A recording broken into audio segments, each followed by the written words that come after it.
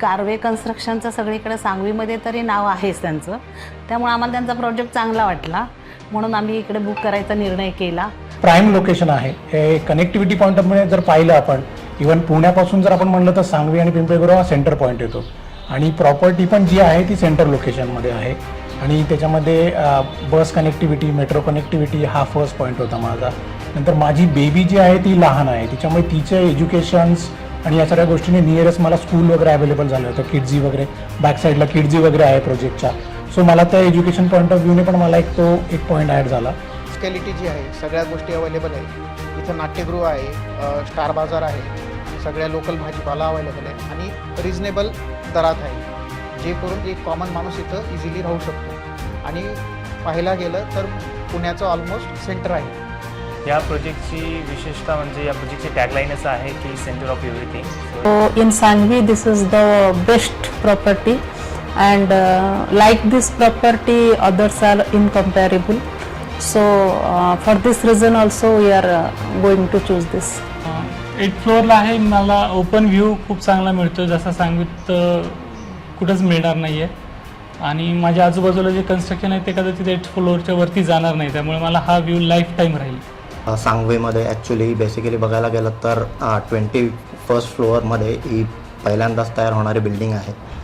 त्याच्यामुळे सगळ्यात ज्या ॲम्युनिटीज ज्या त्यांनी प्रोव्हाइड केल्यात विदिन द कॉस्टिंग हे खूप म्हणजे चांगली गोष्ट आहे.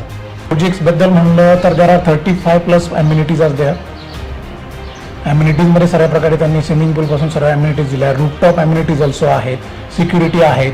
पुढे जाऊन भविष्यात ते कमर्शियल करणार आहे, त्याच्यामुळे मला मार्केट वगैरे इझिली अवेलेबल असणार आहे त्यांच्याच विदिन द सोसायटी.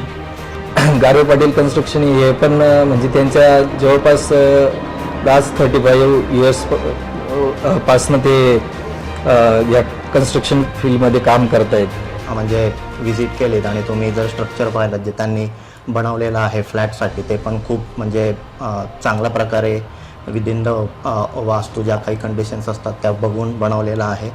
कुठेच तुम्हाला असं वाटणार नाही की रूम्स छोट्या आहेत आणि त्याच्यानंतर कंजेस्टेड असं काहीच नाही आहे. दाखवलेलं लेआउटप्रमाणे त्याच्यामध्ये कुठला डेड एरिया नाही आहे, म्हणजे एक कॉर्नरपासून सगळ्या गोष्टी युटिलाइज केलेल्या आहे. जो आमचा स्पेस असणार आहे म्हणजे किचनचा स्पेस असो किंवा ड्राय बाल्कनीचा असो, नंतर आम्हाला डायनिंग स्पेस मिळतो आहे. म्हणजे सेकंड थिंग कवर्ड बाल्कनी आहे बेडरूमला आणि हॉलला.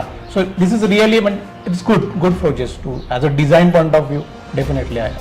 पिंपळे सौदागर, औंध, नंतर म्हाळुंगे वगैरे या ठिकाणी रेट्स जास्त आहे. तिथं जो रेट आहे तो व्यवस्थित आहे. सपोर्टिव्ह स्टाफ जो आहे तो अतिशय छान आहे, चांगला आहे, हुशार आहे, संपूर्ण माहिती देतात, कुठलेही त्याच्यामध्ये आडपडदा ठेवत नाही आणि त्याच्यामुळं त्यांची विश्वासार्हता आम्हाला पटल्यामुळे आम्ही फार वेळ घेतला नाही. इतकं व्यवस्थित सांगितलं की जे काही प्लॅन आहेत हे पाण्याची सोय देखील कशा 3 प्रकार आहे. रेन हार्वेस्टिंग, नंतर तुमचं बोरचं वॉटर आणि कॉर्पोरेशनच्या अशा 3 टाक्या वेगवेगळ्या असतील आणि पाणी भरपूर राहील अशा पद्धतीनं ते याची आम्ही निवड केली. आणि कन्स्ट्रक्शनचा स्पीड बघता मला वाटतं की जी कमिटमेंट केली ती अगदी वेळेवरती पूर्ण करतील. गेल्या वर्षभरात आम्ही बघतोय की ही जी सी बिल्डिंग आहे तर त्याचं कन्स्ट्रक्शन खूप फास्ट झालं आहे.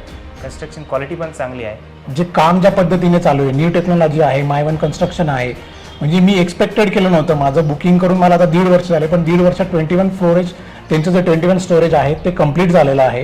म्हणजे आय बिलीव्ह की माझे सगळे इन्स्टॉलमेंट गेले 21 स्टोरेजचे.